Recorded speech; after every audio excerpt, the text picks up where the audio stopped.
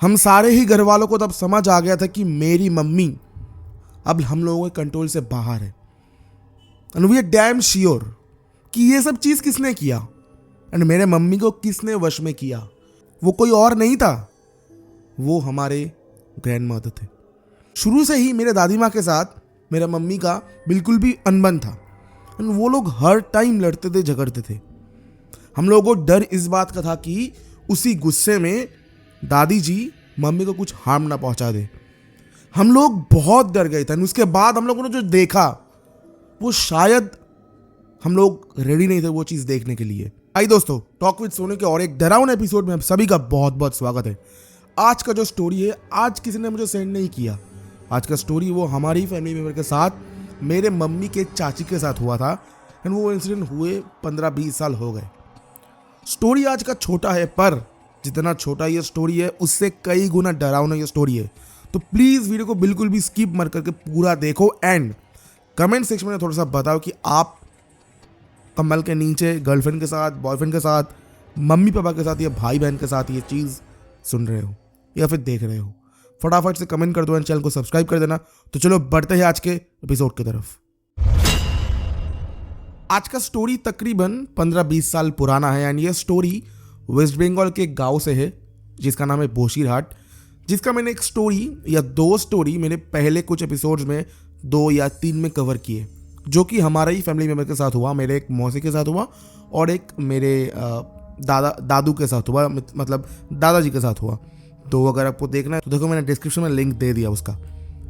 तो स्टोरी कुछ ऐसा है कि मम्मी का तब एज था तकरीबन 25 एंड तब के टाइम पे क्या होता था, बहुत सारे फैमिलीज़, हम लोगों का बेसिकली एक जॉइंट फैमिली है, बहुत ही ज़्यादा एक्सटेंडेड फैमिली है। तो मम्मी का जो मायके है वहाँ पे, जो गांव का नाम मैंने बताया बोशीरहाट, तो वहाँ पे सारा कोई रहता है एंड जो घर होता है वो बिल्कुल आजू बाजू रहता है, ना कि बहुत दूर दूर, ठीक है, एकदम बिल्कुल आजू बाजू रहता है। तो हमारा ही जो जितने भी घर थे वहाँ पे वो सारा ही हमारे ही फैमिली मेम्बर्स के थे, चाचा चाची भतीजी, ऐसा सारा कुछ मिल के।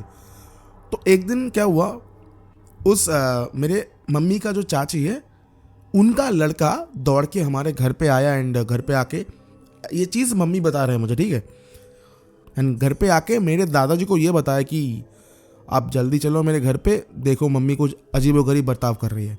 तो दादाजी गए एंड दादाजी ने जाते ही देखा कि उनका जो बाल है वो इधर उधर बिखरा हुआ है एंड वो ऐसे ग्राउल कर रहा है, ऐसे कर रहा है। एंड उसके बाद दादाजी ने देखा कि पहले के टाइम पे ना साड़ी ज़्यादा प्रेफर किया जाता था, अभी के टाइम पे वो उतना नहीं है, तो साड़ी ही पहना था एंड साड़ी भी इधर उधर लटक रहा है। तो जैसे ही दादाजी ने गया, दादाजी ने देखते ही, मतलब दादाजी देखते ही समझ गया, क्योंकि पहले के टाइम में ना गाँव के लोगों के साथ ऐसा बिल्कुल ही होता था, बिल्कुल ही ये सब होता था कि ये बहुत ही नॉर्मल था कि गाँव के टाइम पे किसी को पोजेस कर लिया। एंड इसका ही एक स्टोरी है 15 दिन पहले का। स्टोरी कुछ ऐसा है कि मेरे मम्मी के वो जो चाची है उनका जो मदर इन लॉ है, जो सास, वो गुजर गई थी 15-20 दिन पहले एंड 7-8 दिन हुए थे उनका जो श्राद्ध वगैरह का काम होता है वो संपूर्ण हुए। और एक बात है उसमें कि दादी का एंड मतलब मेरा जो वो दादी होगा, मेरा दादी का एंड चाची, मतलब मम्मी के वो जो चाची है उनका बिल्कुल भी अंता बनता नहीं था। मतलब जब देखो तब लड़ाई करता था, कुछ भी बात पे अटक गए, उन लोगों के बीच में ऐसा ही, तो सारी फैमिली में कुछ पता था कि ये लोग कुछ भी बात पे लड़ेंगे। एंड मेरे जो दादी थे वो ऐसे थे कि हर वक्त बोलते थे कि मरने के बाद ना तुझे मैं बहुत जलाऊंगी, मरने के बाद तुझे ऐसा कर दूंगी, वैसा कर दूंगी। तो हम लोगों को लगता था कि अभी बोल रहे, वो सब कुछ नहीं होता। तो वो सब चीज़ हमारे पहले दिमाग में नहीं आया, वो सब चीज़ साइड में कर को, ठीक है। अब होता है कि मेरे दादाजी को लगा कि ये चीज़ पोजीशन तो हुआ है, किसी ने किया है, तो अब पता नहीं है किसने किया, पर ये चीज़ बहुत डरावना है एंड किसी को बुलाना पड़ेगा। तब के टाइम पे क्या होता था, किसी को ऐसे ही डायरेक्टली बुलाया नहीं जाता। 1998 के टाइम, उस टाइम के किसी को ऐसे ही बुलाया नहीं जाता था। पहले खबर देना पड़ता कि तुम उसको बुला के लाओ, फिर एक दिन बाद खबर पहुंचता, उसके एक दिन बाद वो आता। तो इस प्रोसीजर में 2-3 दिन आराम से लग जाता था। इन 3-4 दिनों में जो चीज़ हुआ हम लोगों के साथ, हम लोग ना लिटरली खौफ में थे कि और क्या क्या हम लोगों को देखना पड़ेगा।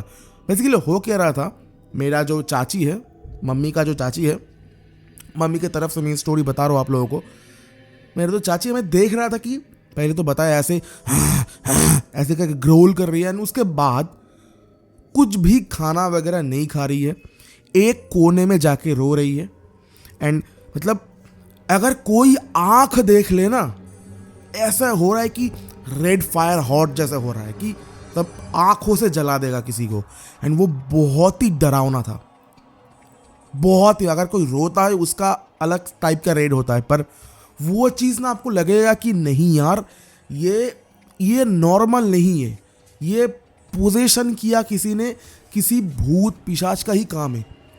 तो हम लोग ना एकदम डर गए थे कि अचानक से ये चीज़ कैसे होगा हम लोगों के साथ, क्योंकि हमारा जो मतलब गांव में पहले ना बहुत लोग ये सब मानते थे। एंड कहीं पे जाने से पहले पूजा पाठ वगैरह, कोई रात को निकलता है तो कुछ भी परफ्यूम वगैरह सुगंधित चीज़ बिल्कुल भी यूज़ नहीं करते थे, ताकि ये सब चीज़ अट्रैक्ट ना हो। तो चाची ने भी वो सब कुछ भी यूज़ नहीं किया था। एंड रात को कोई भी निकलता ही नहीं था। अभी भी 2023 में भी वहाँ पे मैं जब जाता हूँ, मैक्स टू मैक्स 8 बजे, उसके बाद पूरा वो जगह सुनसान हो जाता है। एक मतलब कुत्ता बिल्ली आपको नहीं मिलेगा। तो मैं तो बात कर रहा हूँ 1999, मतलब हो सकता है कि शाम 6-7 बजे के बाद पूरा खाली हो जाता हुआ का। तो फिर अब जो है वो ये सब चल रहा था। उसके बीच में चाची घर से भाग जा रही थी। चाची घर से भाग के पेड़ पे उठ जा रही थी। एंड हम लोग को वो चीज तब बहुत ही ज्यादा क्रीपी लगा। अभी मेरे गूज़बम्स आ रहे हैं। मेरे मम्मी ये बता रहा है कि अगर तू देखेगा ना कि कोई आम इंसान पेड़ पे चढ़ रहा है तो वो धीरे धीरे चढ़ेगा, पर मेरा चाची मतलब ऐसे ही स्पीड से जा रहा है, स्पीड से आ रहा है, क्योंकि वो इंसान तो है ही नहीं। वो शरीर इंसान का है पर अंदर तो कोई और है। तो वो सब चीज़ हम लोगों को बहुत ही बुरे तरीके से हॉर्न कर रही थी। एंड तब तक मेरे मम्मी का एज 25 साल थी। पर भाई डर तो डर होता है, 8 साल हो या 80 साल, डर होता है। हर एक फैमिली मेम्बर डरे हुए थे। हर कोई दिन रात हनुमान चालीसा वगैरह, जो भी पूजा पाठ वगैरह वो सब कर रहा था।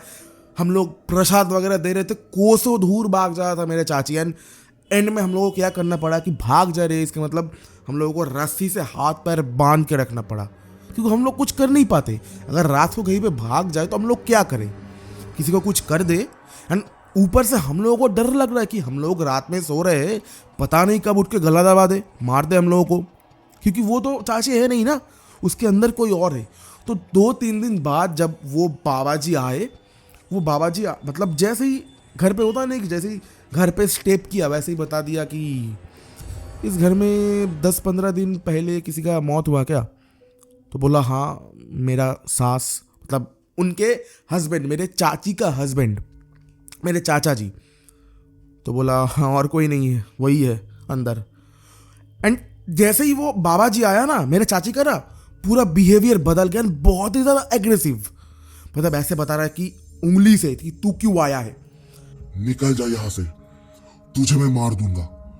भाई साहब वो सीन मैं आंख से देख रहा हूँ। एंड हर कोई फैमिली में ना देख रहा है, जितने भी छोटे छोटे बच्चे थे वो ना अपने मम्मी पापा को ऐसे ऐसे करके रख दे कि भाई ये सब चीज़ देखना ही चाहता।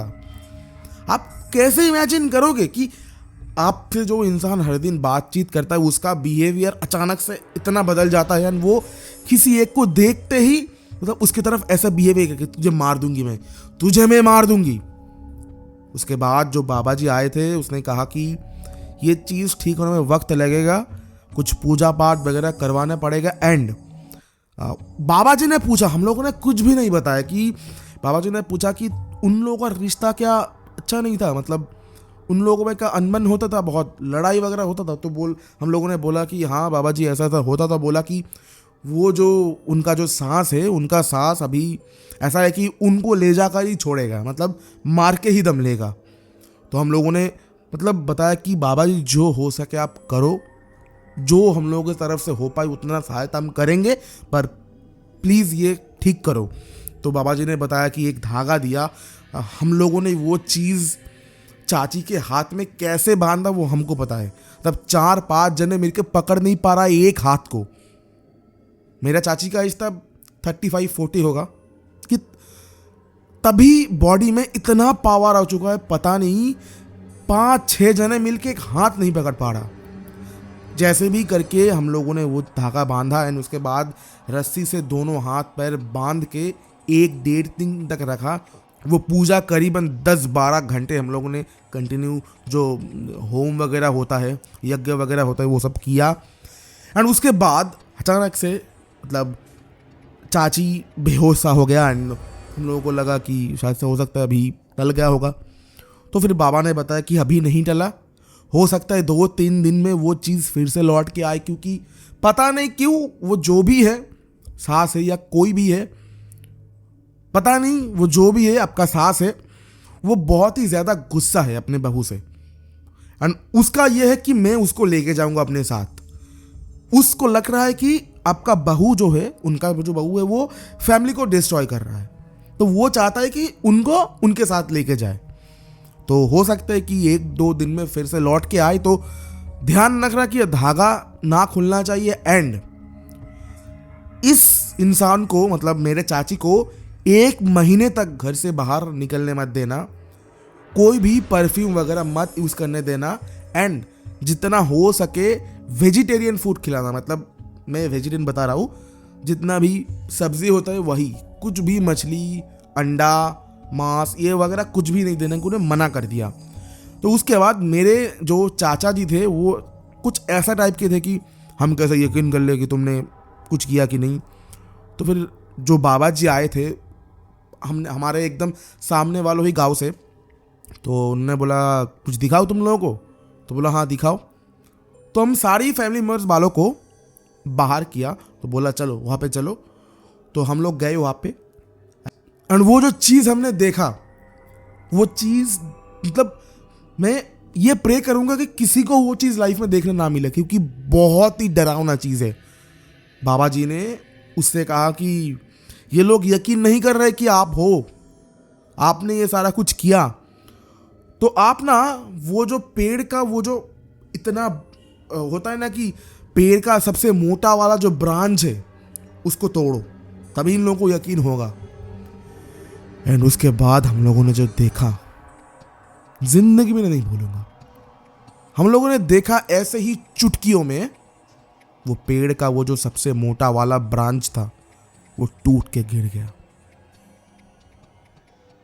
ये देखने के बाद ना हम लोगों ने ठान लिया कि भाई नहीं, सब कुछ होता है, हम लोग को और देखना नहीं है। हम लोगों ने बाबा से कहा बाबा और कुछ मत दिखाओ, हम लोगों को आप पर यकीन है, आप प्लीज़ ये सब मत करो। और तो फिर बाबा जी ने कहा चाचा जी से कि यकीन हुआ या फिर और कुछ दिखाओ। तो फिर बाबा जी ने कहा कि वो जो तुम्हारे पत्नी को छोड़ के जा रहा है वो एक निशानी है कि मैं कुछ कर रहा था, तुम लोगों ने मुझे भगा दिया, तो वो एक निशानी छोड़ के गया दिखाने के लिए कि मेरे अंदर कितना पावर है। तो उसके बाद धीरे धीरे 1 हफ्ते 2 हफ्ते बाद चाची जी रिकवर हुई एंड उस 3-4 दिनों में चाची जी का जो बॉडी कंडीशन था सूख सा गया था, कि मेल न्यूट्रिशन सा हो गया था, कि कोई ना अंदर से कुछ चीज़ खींच के ले रहा हो। उसके 1-2 हफ्ते बाद सारा कुछ चीज़ नॉर्मल हुआ एंड 1 महीने बाद फिर से चाची ने नॉर्मल लाइफ बिताना शुरू कर दिया और उसके बाद कुछ भी प्रॉब्लम नहीं आया। तो ये था आज का स्टोरी। भाई बहुत डरावना स्टोरी था, आज बहुत ही डरावना स्टोरी मेरे इस चैनल पे कवर हुआ है। तो प्लीज़ चैनल को सब्सक्राइब कर देना, थोड़ा सा यार सपोर्ट करो। अभी देखो 300 में ही मेरा जो सब्सक्राइबर है वो अटका हुआ है, थोड़ा सा सब्सक्राइब करो चैनल को एंड भाई को यार थोड़ा प्यार दिखाओ। तो चलो मिलते हैं आपको नेक्स्ट ऐसे ही डरावना रोमांचक वीडियो में। एंड अगर आपके पास भी ऐसा कहानी है जो कि इतना डरावना है, आपके मम्मी के साथ हो सकता है, पापा के साथ हो सकता है, गर्लफ्रेंड के साथ हो सकता है, भाई के साथ हो सकता है, दोस्त के साथ हो सकता है, किसी के भी साथ, सेंड करो यार स्टोरीज। यहाँ पे देखो जीमेल, यहाँ पे देखो इंस्टा, कहीं पे भी सेंड करो यार। ऑडियो दो, वीडियो दो, मैसेज करो, कुछ भी करो, बस स्टोरी आना चाहिए। तो चलो मिलते हैं आपको नेक्स्ट ऐसे ही डरावना वीडियो में, तब तक के लिए जय हिंद, वंदे मातरम, बाय बाय।